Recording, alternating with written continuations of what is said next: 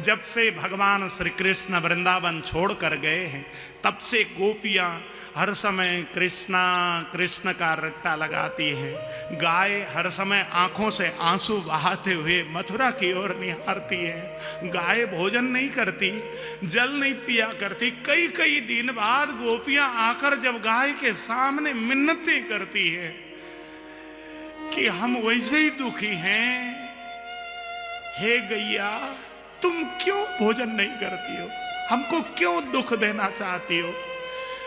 कृष्ण के विरह में यदि तुम जल भी नहीं पियोगी तो हमारा दुख और ज्यादा बढ़ेगा। गायों को जाकर जब गोपियां इस प्रकार का उलाहना देती है, तब गाय थोड़ी सी पानी पिया करती है। वृंदावन के पक्षियां हर समय कृष्णा कृष्ण का नाम उच्चारण किया करती है।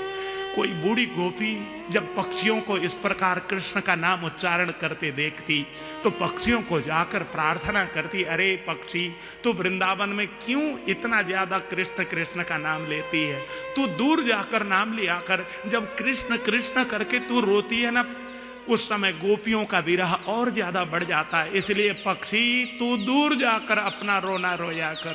गोपियां जब पक्षियों को समझाते हैं तो गोपियां दूर जाकर कृष्णा कृष्णा कृष्णा करके रोया करती हैं। वृंदावन के वृक्ष कृष्ण के विरह में जब से कृष्ण वृंदावन को छोड़कर गए, तब से उनकी टहनी ऊपर की ओर नहीं जाती, उनकी टहनी नीचे की ओर लटकती है, रोती रहती है वृंदावन के वृक्ष।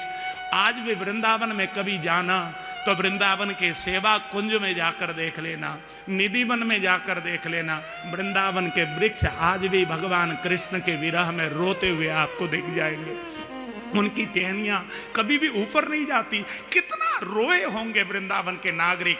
आज भी वो वहां के वृक्ष प्रमाण हैं कि वहां के वृक्ष उनकी टहनियां ऊपर नहीं जाती, वो रोते रहती है। वृंदावन का जल आज भी खारा है। हमने किसी बड़े संत से हाथ जोड़कर प्रश्न किया, संत भगवान यहाँ का पानी तो मीठा होना चाहिए, यहाँ तो भगवान कृष्ण ने लीला रचाई।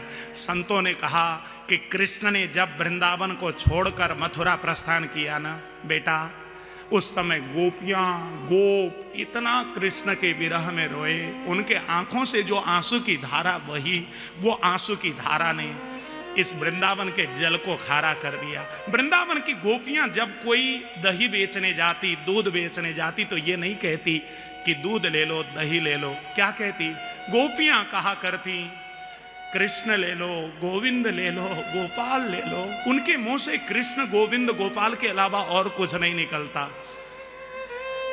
वल्लभाचार्य जी ने इस बात को कहा है, विक्रेतु कामाखिल गोप कन्या मुरारे पादार्पित चेत रक्ते दध्यादिकं मोहन साधवोच गोविंद दामोदर माधवेति श्री कृष्ण गोविंद हरे मुरारे हे नाथ नारायण वासुदेवा हे नाथ नारायण वासुदेवा। गोविंद ले लो, गोपाल ले लो कहकर गोपियां जब दही बेचने जाती हैं, कोई आकर टोकता है, भैया तुम यदि गोविंद ले लो गोपाल ले लो कहोगी तो तुम्हारा दूध दही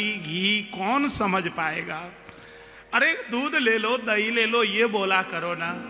गोपियां रोते हुए हाथ जोड़कर कहती, भैया तुम अपना काम करो, हमारे मुंह से कृष्ण के नाम के अलावा और कुछ निकलेगा नहीं। गोपियां फपक फपक कर रोया करती।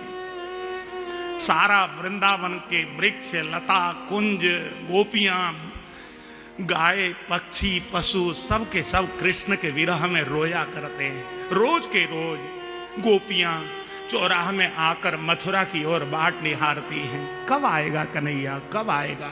गोपियां इतना रोया करती हैं, दिन भर रोती हैं, दिन भर बाट निहारती हैं।